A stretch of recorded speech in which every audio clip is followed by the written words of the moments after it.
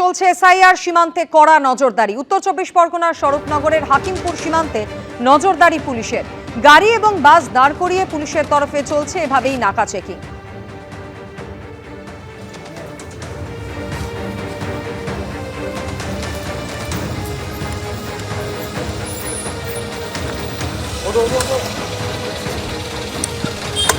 Swarupnagar checkpost দিয়ে এদেশে বসবাসকারী অনুপ্রবেশকারীরা বাংলাদেশে যাচ্ছে না, সেই কারণে স্বরূপনগর হাকিমপুর রোডে স্বরূপনগর থানার পুলিশের নাকা চেকিং। এই মুহূর্তে হাকিমপুর গ্রামে বাসে পুলিশের পক্ষ থেকে নাকা চেকিং করা হচ্ছে এবং যারা যারা বাসের মধ্যে যাত্রী যাচ্ছেন তারা কোথায় যাচ্ছেন, তাদের গন্তব্য কোথায় সেটা জানার চেষ্টা করছেন স্বরূপনগর থানার পুলিশ আধিকারিকরা।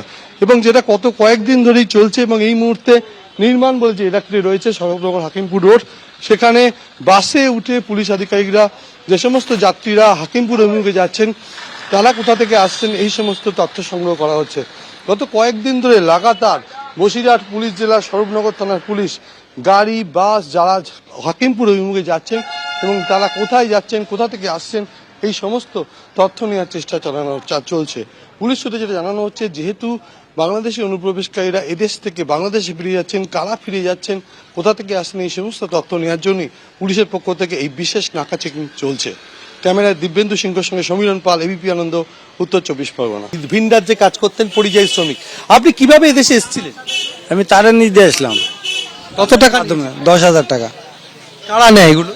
দালাল নেয়, দালাল। আপনি এদেশে বসবাস করতেন, এদেশের কোনো নথি ছিল আপনার? না না না। আপনি মোবাইল ফোন ব্যবহার করে? হ্যাঁ করি। সিম কার্ড কিভাবে তুলেছেন? সিম কার্ড মানুষের আধার কার্ড দিয়ে তুলে নেয়। হ্যাঁ, মানুষের আধার কার্ড দিয়ে নিতে হয়, অন্য মানুষের আধার কার্ড দিয়ে। কিভাবে তুললেন সেটা? সেটা যেরকম এক জায়গায় থাকলে পরে বন্ধুত্ব হয়ে যায়, তাকে বলি ভাই একটা সিম তুলে দেয়, আমি বহুদিন ধরে তোর সাথে আছি, দেখছিস আমার ব্যবহারটা, তখন সে তুলে দেয়। টাকার বিনিময়ে?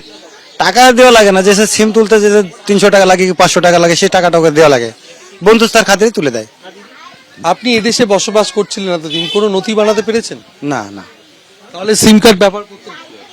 ওই তো মানুষ যে আমি কারুর দ্বারাই তুলে নিতাম, অন্য মানুষের দ্বারাই তুলে নিতাম, অন্য মানুষের নামে।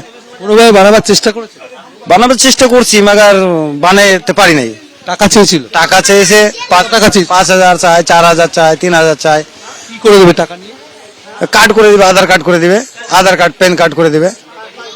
আপনারা দিতে পারেন? তা আমরা দিতে পারিনি, এত টাকা কোথায় পাবো? কোথায় বাড়ি আপনার বাংলাদেশে? বাংলাদেশের সাতক্ষীরা জেলা, চৌগাছা গ্রাম। কত বছর আগে এসেছিলেন?